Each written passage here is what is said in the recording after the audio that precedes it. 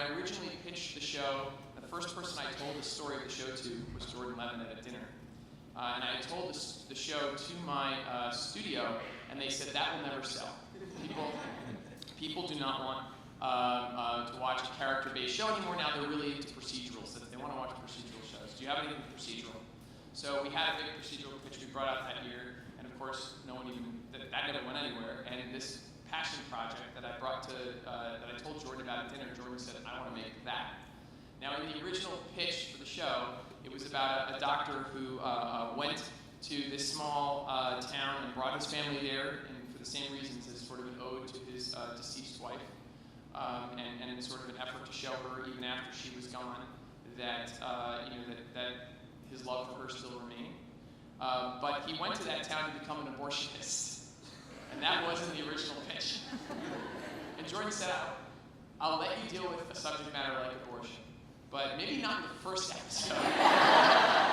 We're going to do an all-play, people, and let's start at the end with John and work our way this way. Favorite scene, or favorite episode, or favorite moment? Wide open. What I loved most about the show was the relationships that I developed. We were a family when we started off up in Canada doing the pilot, and a lot of the cast members I'm still in touch with, including Chris Pratt and Treat Williams and Debra, of course, and she'll always be one of the loves of my life. So many, the whole cast was just wonderful to work with. It was truly one of the shining experiences of my life. And in fact, I still kept my place up in Utah. I still go up there.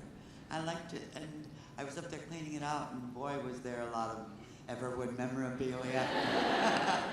I was in testing for a pilot recently at Warner Brothers, and they said that Debra Mooney's character is still one of the highest testing characters in Warner Brothers history.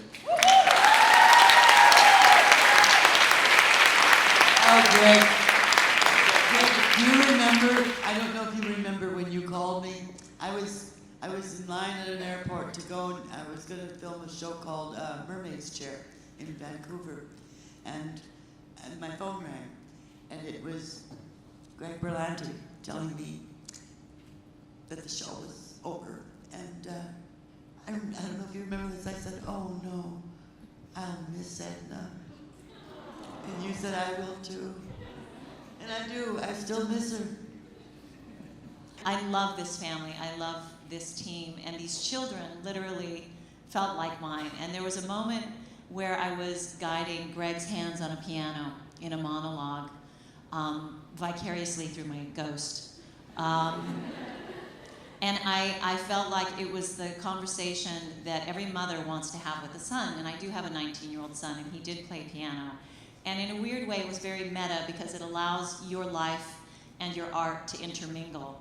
And the poetry of the writing of this series was so emotional and so real and so raw that as an actor, it's always a gift when you get a moment like that. And that one is indelibly marked in my heart and my brain. I have two favorite, well, one favorite episode, I think it's called The Perfect Day.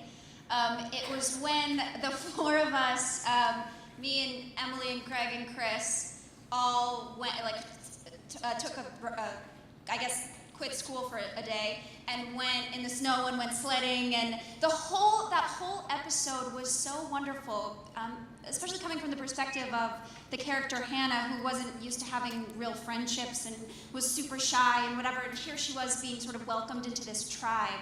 And I just remember when we shot that episode just laughing for an entire episode straight. The four of us had so much fun together. So that like burns in my memory as a just really wonderful memory. My favorite scene, I think, I just love the way that the Bright-Hannah relationship was written. And there's a scene when Hannah is just feeling super insecure about how she looks, and she can't see herself the way that other people see herself. And Bright has this moment where he locks her in his bathroom, and he puts flowers in there, and he won't let her out until she stares at herself and begins to see what he sees in her. And it was so beautiful and so vulnerable, and it was such a gorgeous moment. Just a reminder, I'm the music guy. Who the hell is that? What I'm very proud of in the job that I do is, unlike any of the writers, unlike any of the actors, none of the directors, I'm one of the few people that actually is involved in every single scene of a series. So it's hard for me to pick my favorite scene because I've touched all of them, but I do have a couple of favorites. One is when Ephraim went and found the burnt forest and broke down. One is when Dr. Abbott was drugged in his chamomile tea and left on a ski lift. And I called Greg and I said, "How do you want me to play this?" And he said, "Oh, full comedy." And I said, "But Tom's being really funny, should I pile on?" He said, "Oh, pile on." I loved the way that the one-on-one relationships between Delia and Ephraim and Delia and her father were written. They were just so real and so sweet. And the one that keeps coming to my mind is when Ephraim was going to leave to go to school, and he goes and he sits on the bed with her in her bedroom, Delia's bedroom, and they're just kind of sitting cross-legs across from each other. He's saying that it's going to be okay, and that was such an emotional scene. I think it really hit everyone. Everwood, for me, was the very first time I'd ever been considered as an actress as anything other than FBI agent or serial killer. So when I came in to audition for Everwood, I was myself. And Nina is the closest character to me I've ever played, except for the fact that she says the right thing at the right time. I go home and say, I wish I'd said that. But I had great writing, the best writing ever. So my favorite moment in Everwood was really, honestly, my very first scene.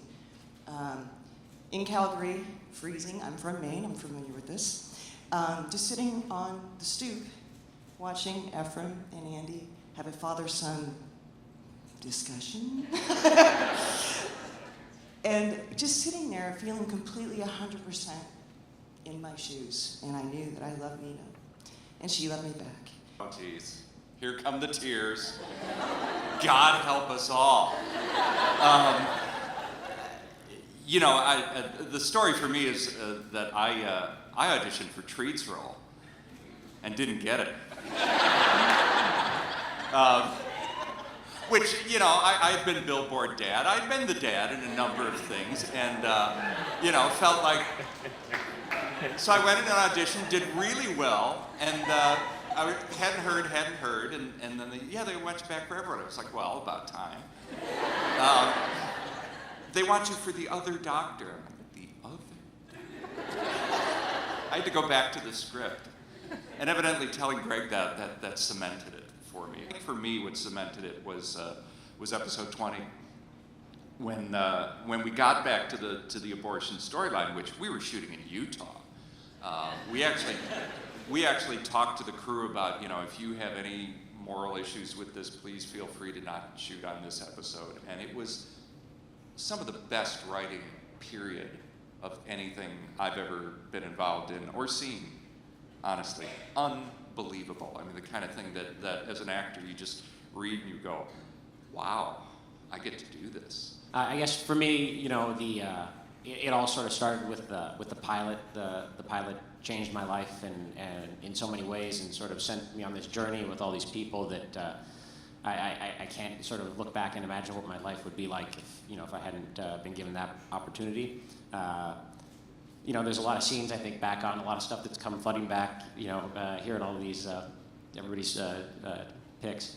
The Dear God, the episode where basically Treat and I had to take this deer back to its sort of habitat in the mountains, but the deer hated me. So anybody could be around the deer and it was totally fine and super docile. As soon as the camera was rolling and I had the deer on the leash, it attacked. I have the strongest memory of Ephraim and Amy. We talked about this, there was a stew song playing. I remember so much of the music, not just Blake's beautiful music, but also the music that Greg always took such great pains in finding the perfect song. And we found this great song when Ephraim and Amy said, I love you for the first time. And I remember the shot, they were like lying on this teeny couch. I'm like, how are they gonna both fit on the couch? But they did, and it was beautiful. So it's like images But the episode that I remember from the writing standpoint was, in the first season, it was the kissing bridge. And I remember it especially because, yes. So as with Greg trying to sell the pilot, we were so excited about, like, what can we do and what are the storylines? But every time we would, go with one, the response would be, maybe, we don't know, let's see. So we were pitching this very racy storyline. I'm on the phone with my mom in my office, and Greg runs into my office and says, "We got gonorrhea of the throat!" And I was like, shh. And my mom was like, "What?" I'm like, "I got gonorrhea. It's totally gonna be fine. It was for the show.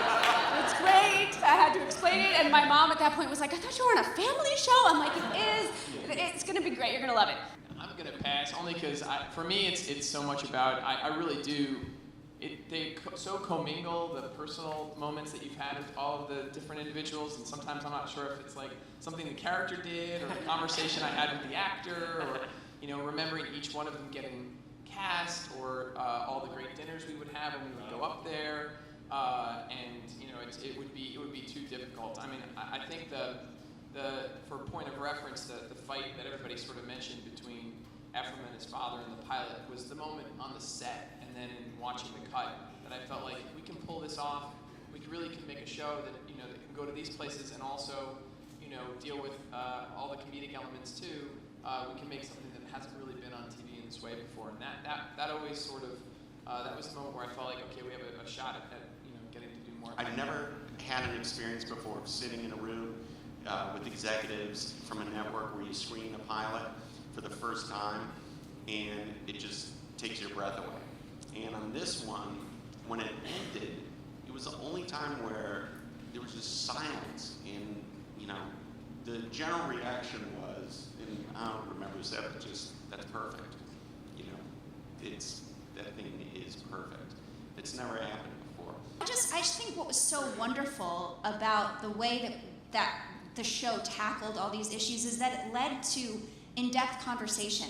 I remember, as opposed to just being there to shock people, be like, "Oh, look what they did on that show. Yeah, that really pushed the envelope." It was no. I mean, mothers and daughters and fathers and sons would sit down and watch the show, and then you could watch that entire abortion episode. That was my favorite. I mean, I wasn't on the show yet at the time, but I remember watching that show and being so blown away by the writing of it. And you could watch it as someone who's pro-life, and you could watch it as someone who's pro-choice, and decide that show was was voicing your opinion. Gregory, do you play piano? Can I answer that? Can I answer that? No, I don't. Occasionally I would learn a very, very, very small, amount of the beginning of a song, so that the camera could sort of start on my hands and come up and see my face. But usually, what would happen was I would be standing at the piano. Can you hold the mic? So I'm playing, Chopin or something really, but my hands are back here.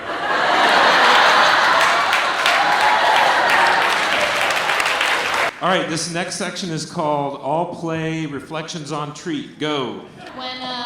When we first moved to Utah, my father, he's a carpenter, and he couldn't come with us, so he was staying back home in New York a lot, and it was very difficult for me. And I will never forget when Treat said, "All right, well, I'm here alone, and I don't have my family, so if you promise to be my temporary daughter, I will be your temporary dad." And it just became really, really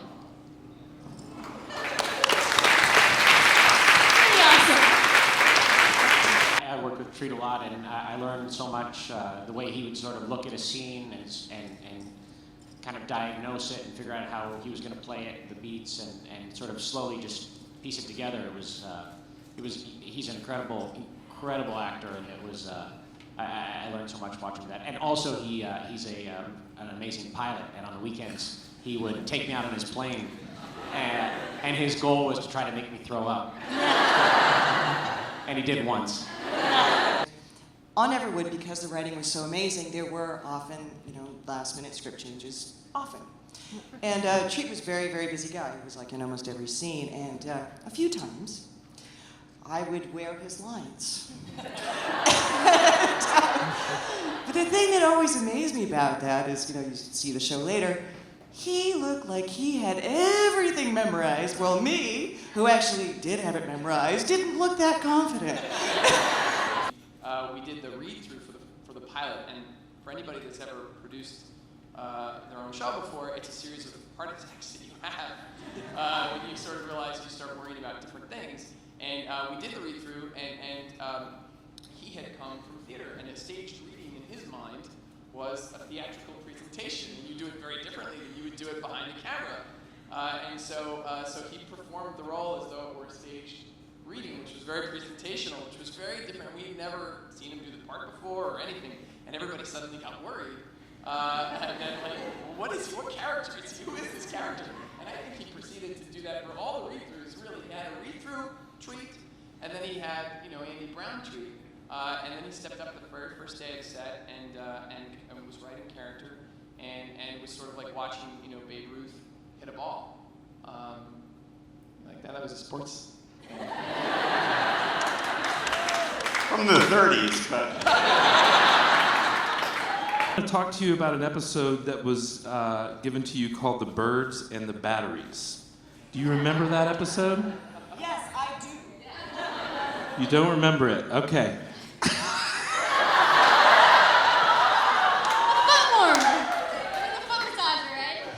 Yes. Yes, the foot massager. It was a foot massager. That's what it was. So the setup of this episode was we're in the writer's room, and one of the writers, who shall remain nameless, had her foot massager found by her housekeeper. And we thought, well, wouldn't that be funny if Delia found Nina's vibrator? That's good drama, right? And you do of know course, that's what it was. No, she did right? not know that it was. No. I think she's just realizing. Okay. Well, that was going to be my question, because there was one point on set when I heard a report back that Vivian was, you know, between takes singing into the vibrator like it was a microphone.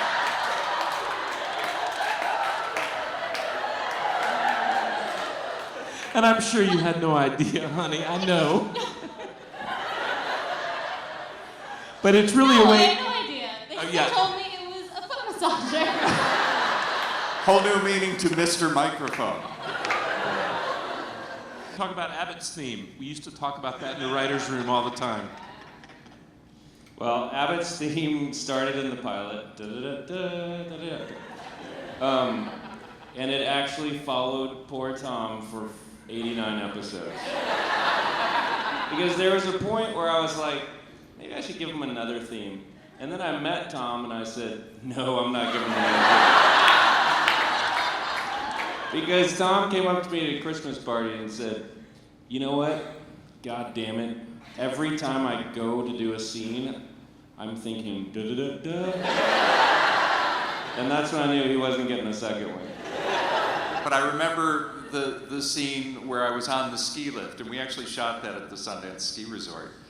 At night, the whole place is deserted, and for me to be on that ski lift, they had to send me up by myself at night, all the way up, and then around, and then I had a walkie-talkie. They said, okay, sit tight, we're getting the shot ready. And an hour went by. And I'm sitting there with something was written on my head. What did it say? What did it say on my head? It said something on my head. Come on, somebody must know. Anyway, it said something on my head, and I was in pajamas or a robe or something like that. And it's winter. It's cold out. And I'm lying there on the thing and just thinking,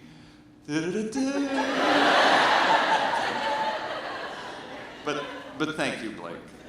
Part of what, for me, really worked about Everwood and why I loved coming to work with Greg all the time was he was all, as you said, he was Andy. He came at the stories from Andy's point of view. And I was all about Ephraim and the Ephraim and Amy love story. And then as we brought, actually Hannah was supposed to come in to fuck with the Ephraim and Amy story.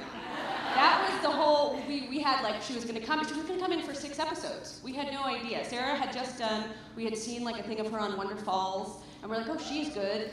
And it's a short arc, so even if she's not great, it doesn't matter. Because Ephraim and Amy are going to ultimately wind up, and it's going to be fine. But she came in and just destroyed us, but they had zero chemistry. Zero chemistry. So Greg and I remember. But you and Chris, it was like boom, and Greg was all about, he was like, Andy. I'm like, we have a serious problem. The girl was supposed to do it is failing. Now we've got a Huntington disease storyline with no love story surrounding it. Like we're gonna die. But then we couldn't get rid of her because she became such the heart. And so I very much always was leaning towards the love stories, and Greg was always pointing me. And even now, on every show I do that is a love story, at its heart, I always think about Greg. Because it is, he's like, but there's more, and where's the heart, and where's the family, and where's what matters. Hang on one second. I literally am getting a FaceTime from Chris Pratt. I think. Chris? Hello?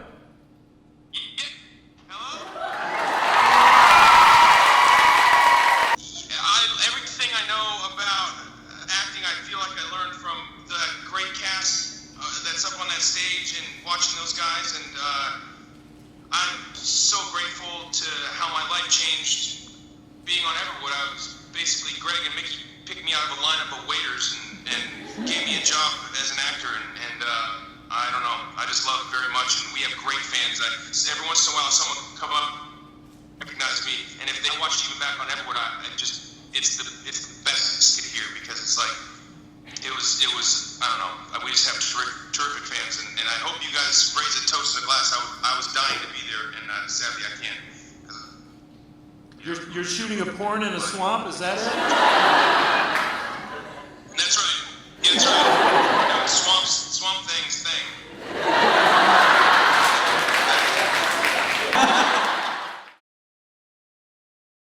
He was gonna have to go to Madison. We knew we were in a bit of a trouble because there was a Ferris wheel out there.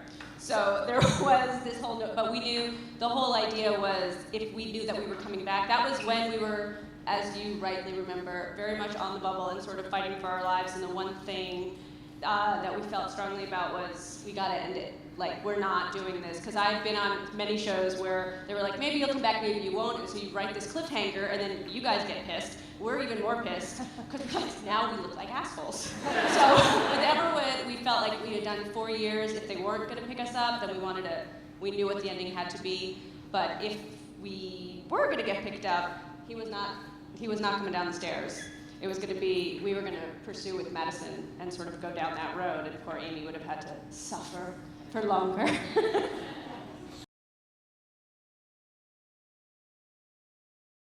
I'll speak briefly to it, because I went from running the show the first and second season, and then left Rina with that storyline. If you remember, that was when the lie happened at the end of season 2. But we did know, for us, it was, there were, Stephanie mentioned it earlier in terms of the number of secrets.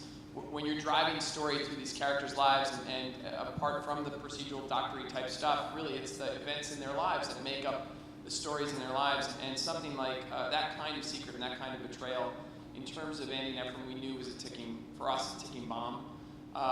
Because they had so much of the show was about sort of bringing, it was their love story too, right? And then the wish fulfillment of any kid who ever just, whose parent wasn't really around, suddenly saying like, you know what, my work and my life are not as important as being there for you. And he had made that decision, but he was always sort of struggling with that. They both were getting to know each other and relearn each other as they both changed and grew. In terms of how it exploded and blew up, I was grateful that Rina had to deal with it more directly than I did. But I remember, because I had your face, he didn't tell me in the writer's room. He took me to lunch as we went to, I so remember it, because I had to tell the writers, because he took me to lunch, and he's like, before we even got to the finale, it was the midway through, and he's like, so Madison's gonna get pregnant, and I was like, wait, what? What's gonna happen? And he walked me through the whole thing, and I was like, have you lost, but I didn't say it. In my mind, I'm like, he's lost lost his mind. He's leaving me, he's lost his mind. I have no idea. But that was, it sort of speaks to your question, or your question before of like, what do you take away? And for me, I thought Greg was insane in that moment, and I had, but then what I realized was it was the most, everyone in my family was furious at me, like people, it was very divisive, but it was the greatest, it was the story engine that kept on giving. It was that moment that we used that one piece of story until we ended the show. It was a tough storyline because it was very dark and very dramatic at times, and when you're sitting with that for a long period of time, it's you can't help but let it sort of, it bleeds into your life and vice versa.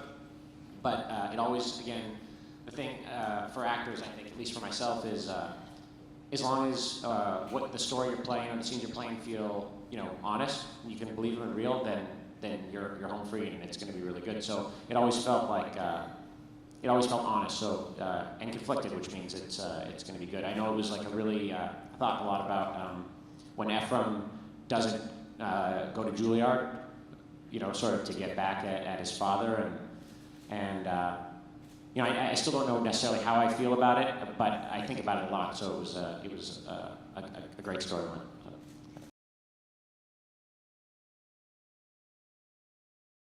We just made it up as we were going on. It's like we actually did a little research, a lot of research. I have kids.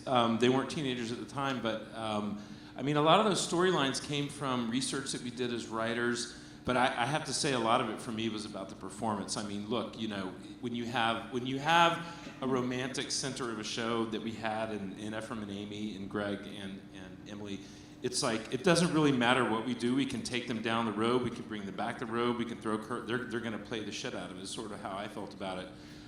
So for me, it was as much a performance as it was about the story. It was like and a lot of it, quite frankly, it was just like, well, let's throw somebody in there to make it a triangle and see what happens, and it would happen, on screen and off.